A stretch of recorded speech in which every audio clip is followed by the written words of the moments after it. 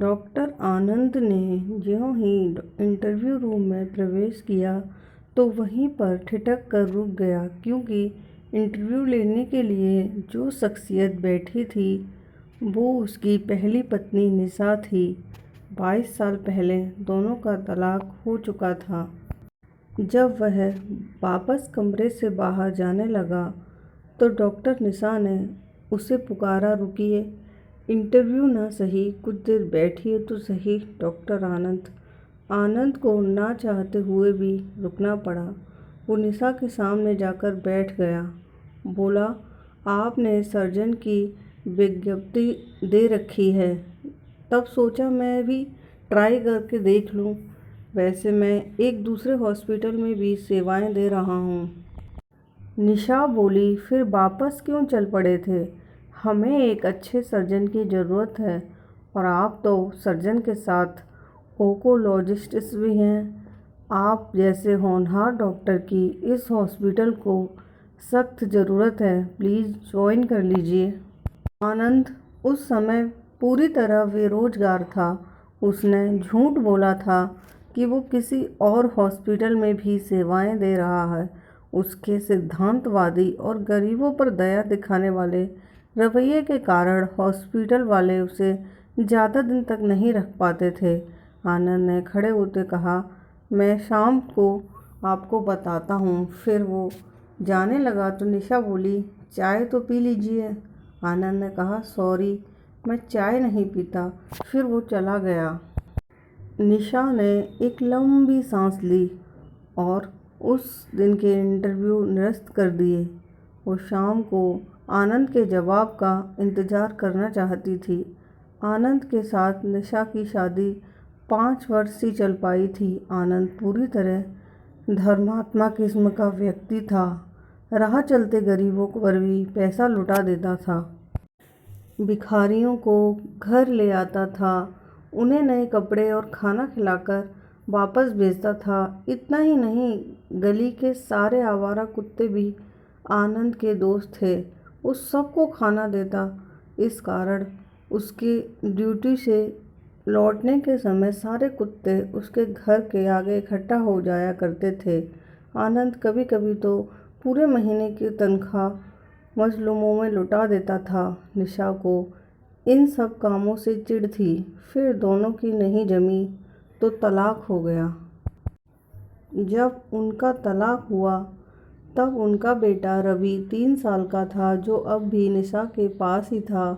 Ravi MBBS कर चुका था, अब वो PG कर रहा था। निशा ने आनंद से तलाक के बाद डॉक्टर प्रशांत से शादी कर ली थी। प्रशांत का खुद का क्लिनिक था, जो अब बड़ा हॉस्पिटल बन चुका था। प्रशांत निशा से उम्र में काफ़ी बड़ा था। 2 साल पहले प्रशांत का हार्ट अटैक से निधन हो गया था। निशा और प्रशांत की कोई संतान नहीं थी। आज निशा एक बड़े हॉस्पिटल की मालिक थी। पैसों की कोई कमी नहीं थी, मगर ज़िंदगी में चैन नहीं था। आज भी वो आनंद को याद करती। एक बेइंतहा प्यार करने वाले शख्स को खोकर उसे आज भी पछतावा था। वो एक बार फिर आनंद के करीब रहना चाहती थी। वो नहीं जानती थी कि आनंद ने दोबारा शादी की या नहीं की। बस वो ये चाहती थी कि आनंद उसके हॉस्पिटल में रहे। वो चाहे तो गरीबों का फ्री में इलाज करे। शाम को आनंद का फ़ोन नहीं आया तो निशा बेचैन हो गई। उसने आनंद के नए नंबर तलाशे, फिर उसे फ़ोन मिलाया। बोली, आपने जवाब नहीं दिया अभी तक, मैं इंतज़ार में थी। आनंद बोला, सॉरी, मैं आपके हॉस्पिटल में काम नहीं कर पाऊँगा। निशा बोली, प्लीज़ मना मत करिए, सब कुछ आपके मन मुताबिक होगा।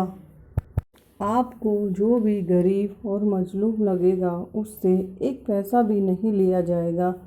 प्लीज़ मान जाइए। आनंद बोला, सोच लीजिए, मेरे कारण बहुत नुकसान उठाना पड़ेगा। निशा बोली, मंजूर है। आप सुबह ज्वाइन कर रहे हैं ना?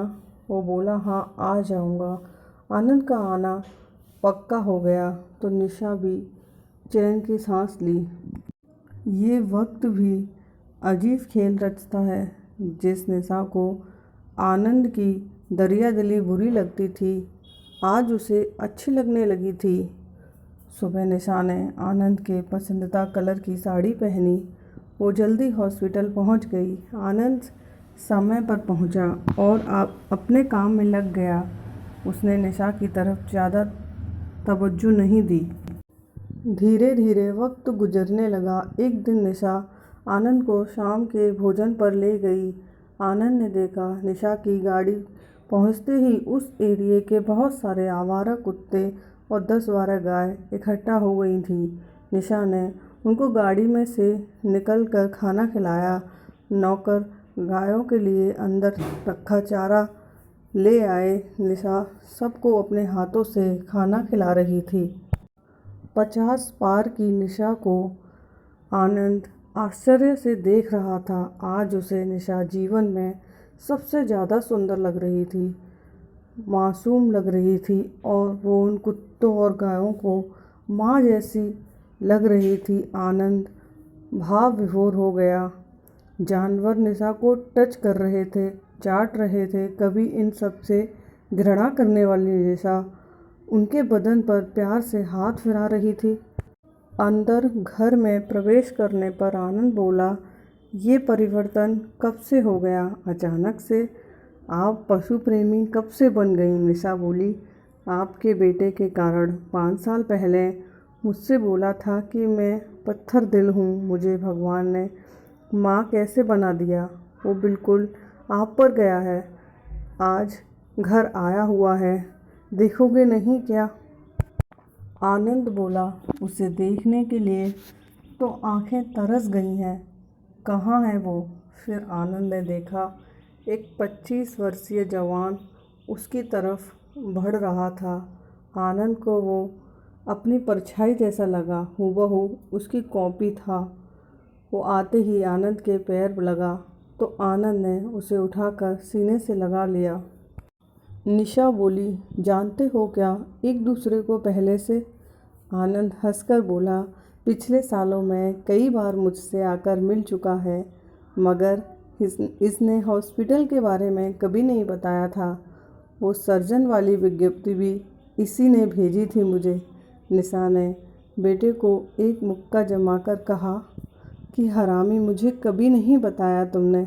बेटा हंसकर बोला, मम्मी तुम तो इनसे रिश्ता तोड़ चुकी हो, इसलिए गैरों के बारे में बताने से क्या फ़ायदा था।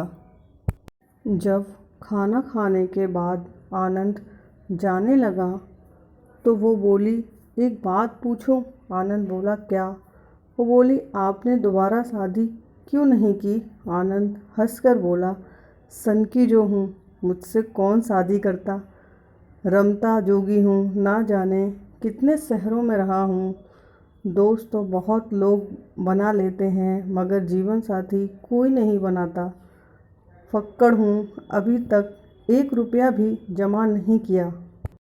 निशा बोली, आपने दुआएं बहुत जमा कर ली हैं। आप जैसा इंसान बनना बहुत कठिन है। जब से आपसे अलग हुई हूँ, दिल का एक कोना खाली खाली ही रह गया। मैं भी अब आपकी तरह बनने की कोशिश कर रही हूँ, मगर वो खाली कोना भरता ही नहीं। आनंद बोला, अब चलता हूँ। निशा बोली, रुको तो, आपसे कुछ कहना है। आनंद बोला, क्या? निशा बोली, क्या हम पहले की तरह एक नहीं हो सकते? आनंद बोला, नहीं, अब मेरा दिल साथ रहने की इजाज़त नहीं देता। निशा बोली, मैं अपना सब कुछ बेचकर दान कर दूंगी, साथ में कुछ भी नहीं लेकर आऊँगी। प्लीज़ मुझे भी साथ ले लो। आनंद बोला, दान करने से अच्छा है सबका मुफ्त में इलाज करो, क्योंकि इससे बड़ी सेवा दुनिया में कोई नहीं है। निशा बोली, आप कहेंगे वो करूँगी, मगर मुझे आप चाहिए, आपका साथ चाहिए। आनंद बोला, नहीं, अब मैं किसी एक का नहीं हो सकता। ये पूरी धरती मेरा घर है, मैं सबका हूँ।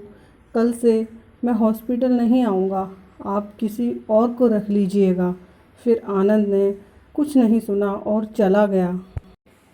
निशा नम आँखों से आनंद को दूर होते हुए तब तक देखती रही जब तक वो आंखों से ओझल नहीं हो गया। फिर जब बेटे ने माँ के कंधे पर हाथ रखा तो उसे होश आया। बेटा बोला, अंदर चलो माँ, पापा जा चुके हैं। कुछ लोगों को एक बार खो देने के बाद वो दोबारा नहीं मिलते।